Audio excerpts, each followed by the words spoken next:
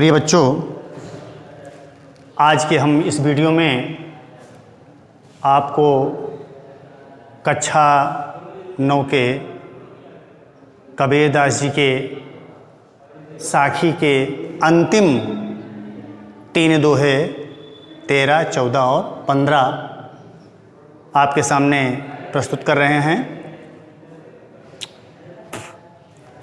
कबीरदास जी ने इस 13वें दोहे में स्पष्ट किया है कि इहि अवसर चेत्या नहीं, इहि अवसर चेत्या नहीं, पशु जो पाली दे, राम नाम जाना नहीं, अंत पड़ी मुख खे कबीरा, अंत पड़ी मुख खे। और फिर चौथे दोहे में 14वें दोहे में उन्होंने स्पष्ट किया है कि यह तन कांचा कुंभ है, लिया फिरे था साथ, ढबका लागा फूटी गया, कछु न आया हाथ कबीरा, कछु न आया हाथ। और अंतिम दोहे में स्पष्ट किया कि कबीरा कहा गर्बियो, देहि देखे सुरंग, बिछड़िया मिलबो नहीं, ज्यों का चली भुजंग कबीरा, ज्यों का चली भुजंग। पहले दोहे में स्पष्ट किया है कि इहि अवसर चेत्या नहीं, ओ पस ज्यों पाली दें। कबीरदास जी मनुष्य को, जीव को संबोधित करते हुए कहते हैं कि हे जीव, इहि अवसर चेत्या नहीं। जिस समय राम का नाम स्मरण करना है, ईश्वर के विषय में ध्यान करना है, ईश्वर का जप करना है, उस समय तुमने उस समय का प्रयोग नहीं किया। यह मानव शरीर तुमको इसीलिए मिला है कि तू ईश्वर का ध्यान कर, लेकिन इस अवसर को, इस अच्छे मौके को तू खो दे रहा है।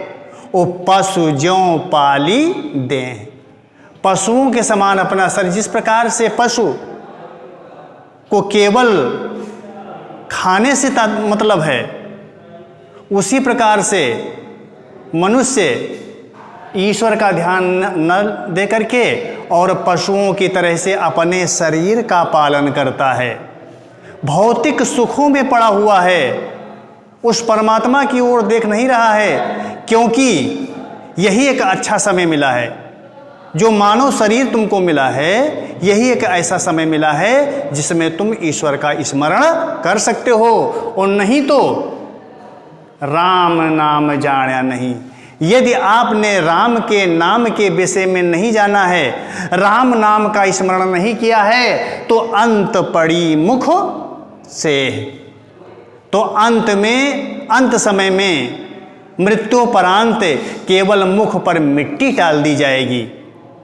जिस मुख से राम का नाम स्मरण करना है, उसी मुख पर क्या डाल दी जाएगी? मिट्टी डाल दी जाएगी, धूल डाल दी जाएगी।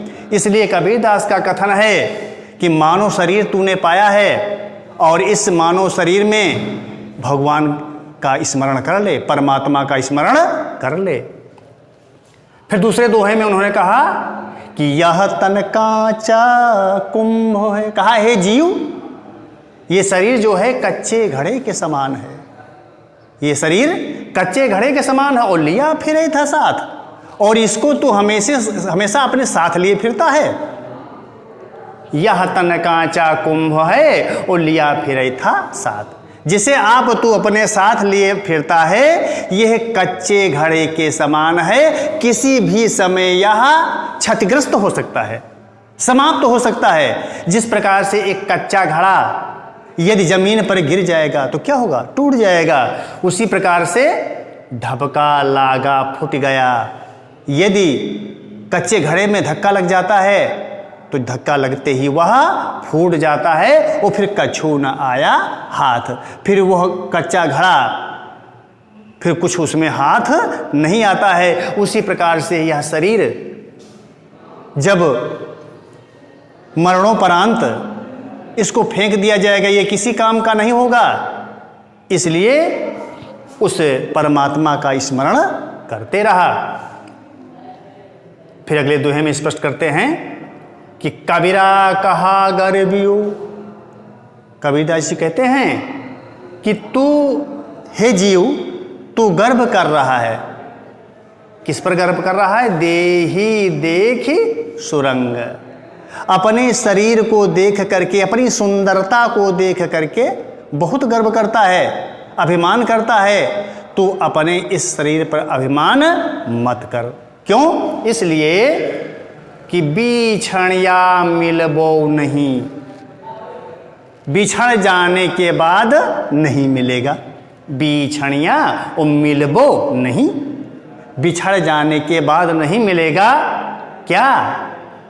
ज्यों का चली भुजंग। जिस प्रकार से सर्प के शरीर से केंचुली अलग होती है, जिसे आप देहाती भाषा में लहर कहते हैं, सांप से लहर अलग होती है, तो वह पुनः सांप के शरीर पर नहीं चढ़ती है। जो केंचुली यानी लहर निकल गई तो दोबारा वह सांप के शरीर पर प्रवेश नहीं करती। उसी प्रकार से इस शरीर से जब आत्मा निकल जाएगी तो पुनः उस शरीर में प्रवेश नहीं करेगी। इसलिए अपने इस सुरंग, अच्छे रंग वाले शरीर को देख करके इस पर गर्व ना कर। जब ये इससे आत्मा निकल जाएगी तो दोबारा इस शरीर में फिर वापस नहीं आएगी। इसलिए तू परमात्मा को याद करते रहा। तो ये तीनों दोहों में कबीरदास जी ने इह अवसर चेत्या नहीं पशु ज्यों पाली दे हैं, इस दोहे का भाव है, प्रसंग है कि अपने शरीर को पशुओं की तरह मत पालो, क्योंकि तुमको मानव का शरीर मिला है और मानव का शरीर मिला है तो राम नाम का स्मरण करते रहो। दूसरे दोहे में स्पष्ट किया है कि इस शरीर पर जिस पर तू अभिमान कर रहा है, गर्व कर रहा है, वह कच्चे घड़े के समान है और किसी भी समय समाप्त हो सकता है। अगले दोहे में स्पष्ट किया है कि अपने सुंदर शरीर को देख करके इस पर घमंड मत कीजिए, अभिमान मत कीजिए, क्योंकि जब इसमें से जीवात्मा निकल जाएगी तो यह शरीर क्या होगा? नष्ट हो जाएगा, बेकार हो जाएगा। पंच तत्व से बना हुआ शरीर पंच तत्व में विलीन हो जाएगा। और अब हम चलते हैं काव्यगत सौंदर्य की ओर। काव्यगत सौंदर्य, अभी आपको जो भाव बताया गया है, भाव हर दोहों का भाव अलग अलग है। पहले दोहे में स्पष्ट किया गया है कि मनुष्य को भौतिक सुखों को त्याग करके और उस परमात्मा की ओर लगन लगाना चाहिए, ये स्पष्ट किया है। दूसरे में बताया उन्होंने कि जिस शरीर पर अभिमान करता है, जिस शरीर को जीव साथ लिए फिरता है, वो कच्चे घड़े के समान है और विषम परिस्थितियों में किसी न किसी समय वह शरीर जो है कच्चे घड़े के समान समाप्त हो जाएगी, टूट जाएगी। और अंतिम दोहे में भाव स्पष्ट किया है कि अपने शरीर के सुंदर रंग को देख करके, सुंदरता को देख करके मनुष्य को गर्व नहीं करना चाहिए, क्योंकि जब जीवात्मा इसमें से निकल जाएगी तो ये शरीर क्या हो जाएगा? नश्वर हो जाएगा, समाप्त हो जाएगा, इसका कोई अर्थ नहीं रह जाएगा। और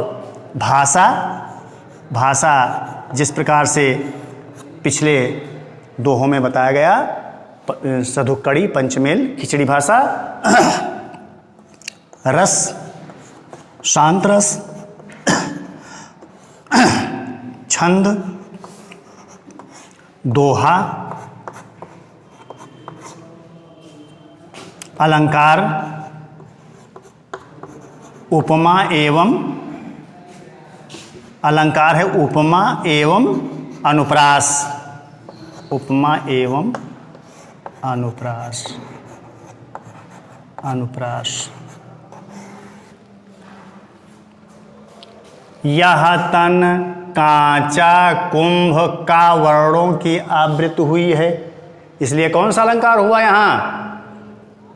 अनुप्रास अलंकार हुआ। देही देखी सुरंग दावर्णों की आवृत्ति हुई है, इसलिए यहां पर कौन सा अलंकार है? अनुप्रास अलंकार है।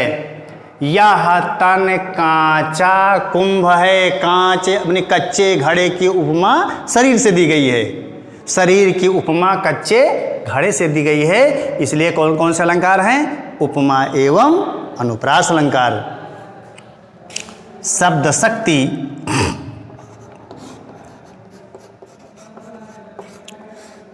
अभिधा,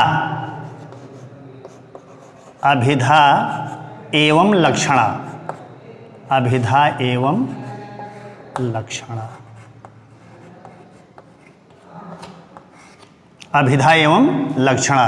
और गुण है प्रसाद। यहाँ पर दोहे का अर्थ हम सीधे स्पष्ट पा रहे हैं, इसलिए अभिधा है। और कुछ लक्षण पाए जाते हैं, जिस प्रकार से कांचली भुजंग, सांप के शरीर पर क्या होती है? कांचली, जिसे लहर कहते हैं, ये लक्षण है, इसलिए यहाँ पर लक्षण दर्शाया गया है। तो शब्द शक्ति हुई अभिधा एवं लक्षणा, और गुण हुआ प्रसाद। प्रसाद का तात्पर्य है कि जो हमको इससे शिक्षा मिल रही है कि ऐसा मुझको करना नहीं चाहिए, तो यहाँ पर जो है गुण हो जाएगा प्रसाद। और इस तरह से इन दोहों को अभी तक जो हमने साखी के 15 दोहे पढ़ाए, इनको विधिवत इनका संदर्भ, प्रसंग, व्याख्या और काव्यगत सौंदर्य समझिए और तैयार कीजिए। धन्यवाद।